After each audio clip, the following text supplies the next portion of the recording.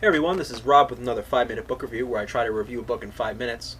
Sorry it's been so long since my last review. I know I intended on doing them more often. I've just been busy with a lot of other things, but I do intend now on making them a little bit more regularly.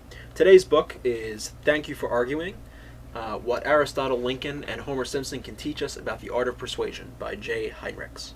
So I have no experience or knowledge, and this might be an indictment of my education. As probably Heinrichs would say. I have no knowledge or background about rhetoric at all. I know some few things about logical fallacies or something, but I really don't know much, so I'm not going to be able to really evaluate the specific technical details of this book. It's not exactly technical, but there's a lot of stuff here, a lot of terms, Greek terms that I don't really know. For what I do recognize, it looks good to me, so I think this is it's pretty solid overall. And the reviews, for the most part, seem to say that the details are pretty spot on, with a few exceptions, but we won't get into that. But I think with the book, what is a good sign is I really do want to learn more about rhetoric, and I'm planning on perusing all the sources he lists in back and getting into this in more depth, because I think really spending time learning rhetoric would be a great way to kind of provide a foundation for kind of my intellectual development. So this book is about rhetoric, or the art of persuasion, which Heinrichs would say is a lost art. He gives a really good breakdown of all the aspects of rhetoric, following closely on Aristotle's rhetoric, such as ethos, pathos, and logos. I think I pronounced that correctly. Kind of like the three pillars of rhetoric. He kind of breaks the book into different sections, different small topics, on defense, so defending your argument, on offense, the stuff like that. So basically how you can both attack an argument, attack a position, defend yourself, and ultimately to convince an audience of something, whether to change their beliefs or to do something or make a choice or whatever. So as you would kind of hope from a rhetorician or a devotee of rhetoric, the book is really well written, it's witty, there's a lot of great examples, it's convincing, and dare I say it's persuasive, as you would hope it would be. He uses a lot of personal examples, so apparently he has the habit of getting into debates with his family a lot, and his family all knows these rhetoric things, so that's pretty funny.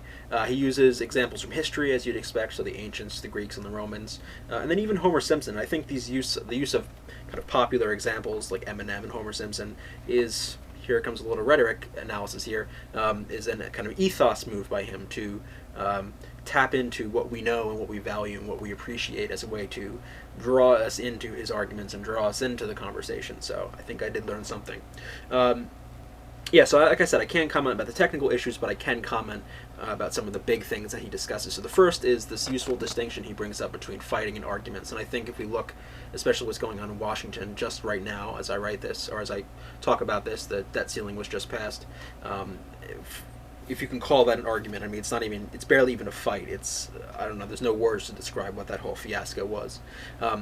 But yeah, so I think that's an important thing to remember and keep in mind. And also I would add that I think we just identify way too much with our arguments and beliefs, that our arguments and our ideas become a part of us, that become almost a part of identity, what we value. And if someone attacks our argument, we think it's like, oh, they're attacking us, but that's something that we have to get over. But anyway, moving on. Another interesting issue that I have to think about is persuasion versus getting to the truth. I don't know if you can break it down like that, but so I always thought that good debate was avoiding deception, was avoiding logical fallacies, but I think I might have been thinking a little too much into the black and white, not enough gray.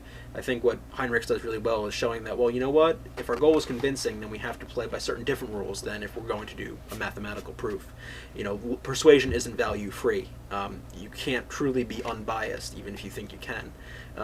So like an example, what I have to think about is, so I know the logical fallacies. Do I commit those on purpose to try to persuade? I mean, there's something kind of weird about that, kind of disturbing, so I have to think more about what that might mean. And then finally, just as a conclusion, the last chapter of the book does a really great job of kind of discussing our country's current rhetorical position, the factionalism, the tribalism, the red and the blue states, this focus on the present tense and values as a way of dividing us, constant use of blaming for the past. I mean, this is a common rhetorical tactic, but not enough discussion about future thinking, or what Heinrichs would call deliberation.